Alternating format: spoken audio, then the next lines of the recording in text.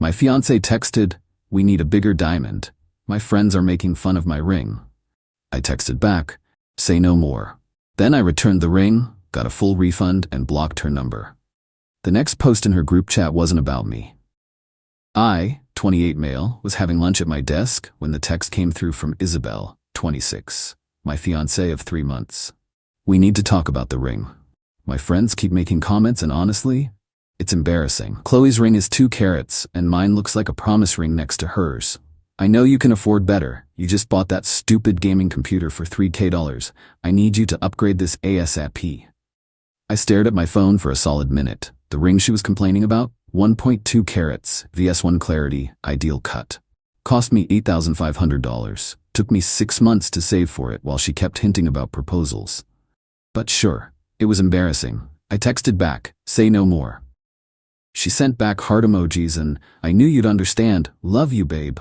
I understood perfectly. Left work early, drove straight to the jeweler. The manager recognized me. I'd only bought the ring 2 months ago.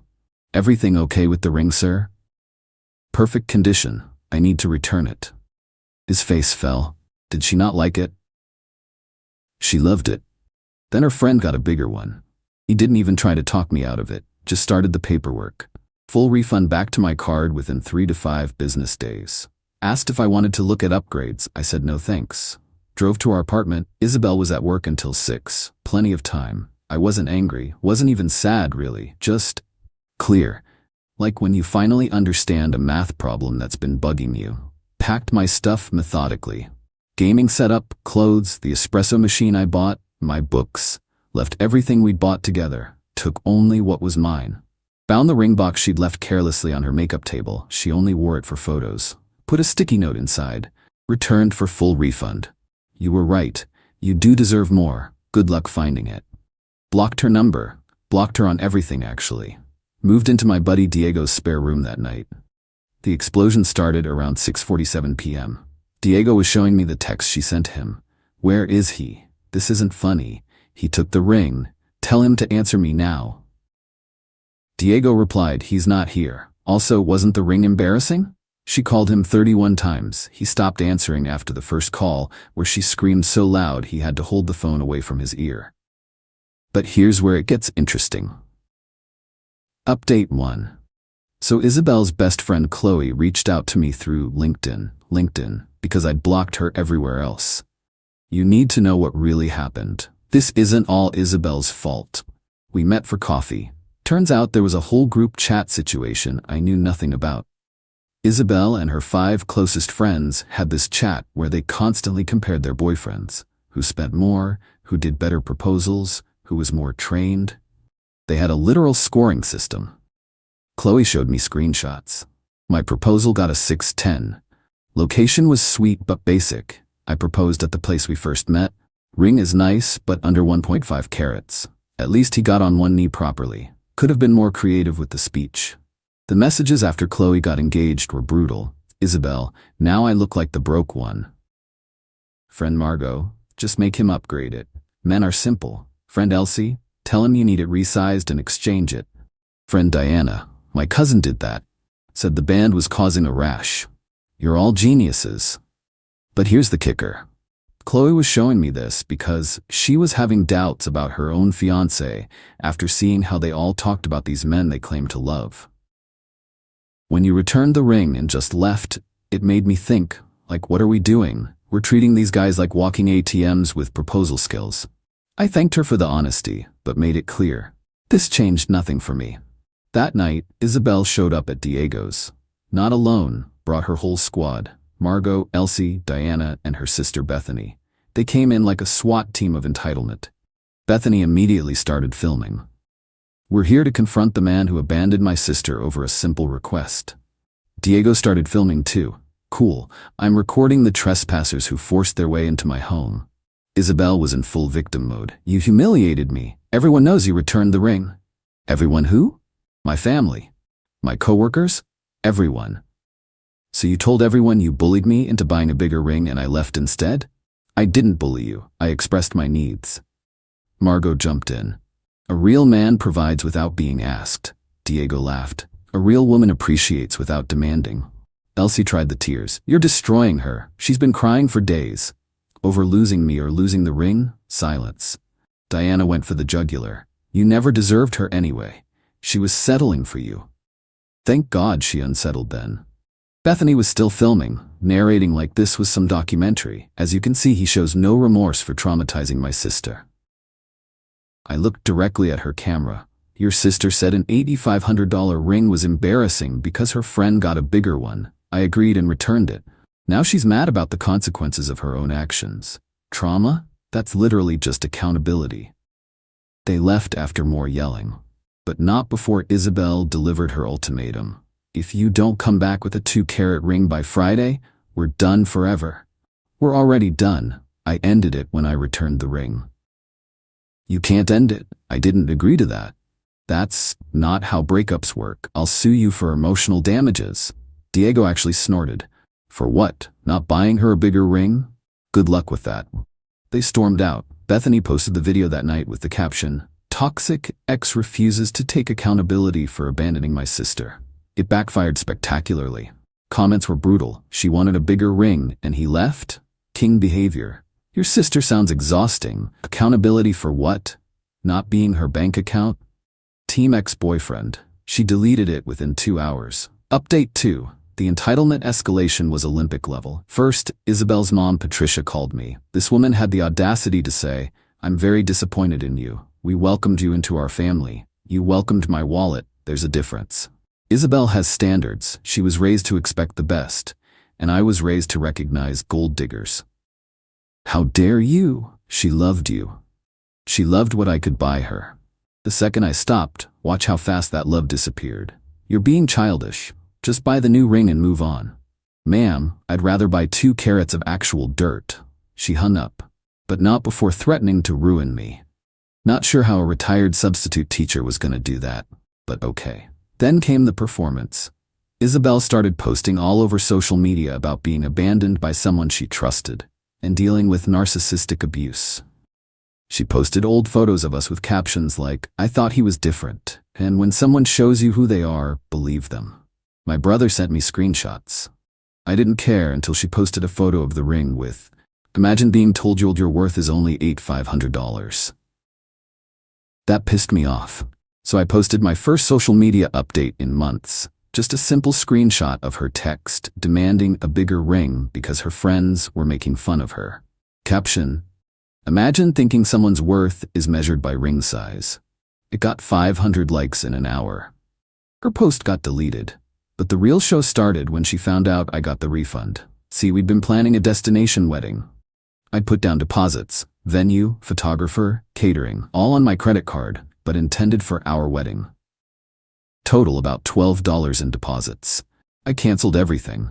Got most of it back except for about $2 in non-refundable portions. Small price for freedom.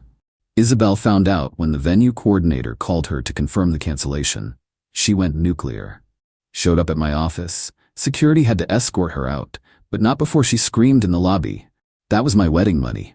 You stole my wedding. My coworkers were stunned. My manager Terrence came to check on me. You good? Actually, yeah. Best decision I ever made. The returning the ring part or the blocking her part, the seeing who she really was part.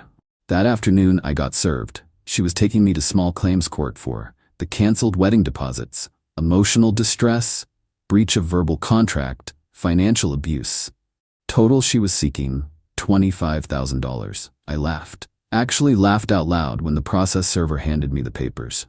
Called my cousin who's a lawyer. He looked at everything and said, "This is the dumbest case I've ever seen. She's basically suing you for not marrying her after she insulted your ring choice. Countersue for harassment." So I did. Update 3. Court was incredible. Isabel showed up in a white dress to small claims court, like she was making some kind of statement. Her evidence included screenshots of our texts, including the one where she demanded a bigger ring. Photos of us together to show we were happy.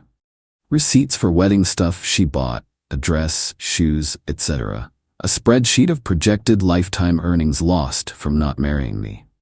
The judge, this older woman who looked like she'd seen everything, reviewed the evidence. "Miss Isabel, you're suing because he canceled a wedding? He promised to marry me, then abandoned me over a simple request. The request to buy a more expensive ring because your friends made fun of the first one?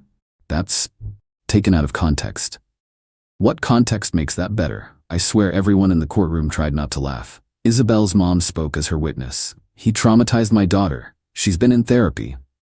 Judge, when did she start therapy? Last week. After filing this lawsuit. Yes, my evidence was simple. Her text demanding a bigger ring, the receipt for the original ring, the return receipt, documentation of her harassment, the video her sister posted of them forcing their way into Diego's place. The judge took maybe 10 minutes. Miss Isabel, you have no case. You cannot sue someone for ending a relationship, even an engagement. You cannot sue for wedding deposits that were paid by him. You cannot claim emotional distress when your own messages show you initiated the conflict. Case dismissed. But what about my dress? You bought a dress, that's your choice. He didn't force you to buy it. This is sexist. This is consequences. Case dismissed means we're done here. But wait, my counterclaim. The judge reviewed the harassment documentation. The 31 calls to Diego, the scene at my office, the social media posts, the threatening messages from her family. Mr. OP, I'm granting a restraining order. Miss Isabel and her immediate family must maintain 500 feet distance and cease all contact. Any violation will result in criminal charges. Isabel lost it. You can't do this, I loved him. Funny way of showing it. We're done here. Outside the courthouse, Patricia tried one more time. You've ruined her reputation. No one will want to marry her now. That's not true. Someone will marry her. They just won't know what they're getting into until it's too late. Like I almost didn't. Bethany was filming again. This is what happens when weak men can't handle strong women. I looked at the camera. This is what happens when entitled people face consequences. Diego, who'd come for moral support, added, also, your sister owes me a new doormat. Her fake designer heels scraped it up. Final update. Life got interesting after court. First, Isabel tried to get around the restraining order by having mutual friends message me. That stopped when I reminded them that coordinating contact for someone with a restraining order is also illegal. Then the group chat imploded. Remember Qley, who showed me everything? She called off her engagement after her fiancé found out about the scoring system. He saw the screenshots during the court case. I'd submitted them as evidence. They became public record. The other girls turned on each other. Margot's boyfriend dumped her after seeing she called him barely a 7 but with good credit. Elsie's man found out she was planning to baby trap him for better financial security. Diana's boyfriend discovered she had a backup boyfriend she was cultivating. The group chat leaked fully when Diana posted everything online in revenge for being blamed for the leak. Turns out, they'd been doing this for years. Rating men, planning manipulations, sharing strategies for getting more expensive gifts. But here's the beautiful karma. Isabel's job found out about everything. See, she worked in PR. Her company wasn't thrilled that their employee was all over social media in a viral story about gold digging and entitlement. They didn't fire her, but she got demoted to an internal position with no client contact. She tried dating apps. Someone always recognized her as ring girl and unmatched. Meanwhile, I started dating Penny, a teacher I met at a bookstore. First date, she insisted on splitting the bill. Second date, she cooked dinner at her place. Third date, she saw a Reddit thread about the whole drama and said, "Wait, this is you? That's hilarious. Your ex was insane." We've been together 8 months now. She wears a $50 silver ring I got her at an art fair because she liked the design. Posted it online with, "It's perfect." No carrot count, no comparison. Just appreciation. The best update, last week Qley sent me a message. Thought you should know, Isabel got engaged to some crypto guys she met in Vegas. She's been posting about her 3-carat ring non-stop. The comments are all laughing emojis because everyone knows it's fake. The diamond and the crypto. I checked out of curiosity. The ring was massive. Suspiciously massive. The kind of ring that's either $80K or $80. Given that her crypto millionaire fiancé drives a 2008 Honda Civic and lives with roommates, I'm guessing the latter. Her mom Patricia commented, "So happy my baby got what she deserves." Yeah, she absolutely did. My brother summed it up perfectly. You didn't dodge a bullet. You dodged a whole ammunition depot. My cousin, the lawyer, has my return receipt framed in his office next to his law degree. He calls it Exhibit A in why you should always keep your receipts. Diego still tells the story at parties. His favorite part is when they tried to blame him for enabling me. His response, I enabled him to not marry a gold digger. You're welcome? As for the $500 from the returned ring, invested half, used the other half for a solo trip to Japan, posted one photo from the trip. Isabel's sister viewed my story within 10 minutes even though I'd blocked her main account. Guess she made a fake to keep tabs. Sad? Nah. Pathetic? Absolutely. Someone asked if I regret how it all went down. Only thing I regret is not seeing the signs sooner, like when she asked about my salary on our second date. Or when she got upset I bought her tulips instead of roses because roses photograph better. Or when she literally said, your money is our money, but my money is my money. To anyone dealing with similar situations, when someone shows you who they are, believe them. When they tell you a ring that costs more than many people's cars is embarrassing, that's not about the ring, that's about their values. And to Isabel, since I know you're reading this through whatever fake account you're using, your crypto prince just posted about his NFT collection failing. Good luck with that 3-carat cubic zirconia.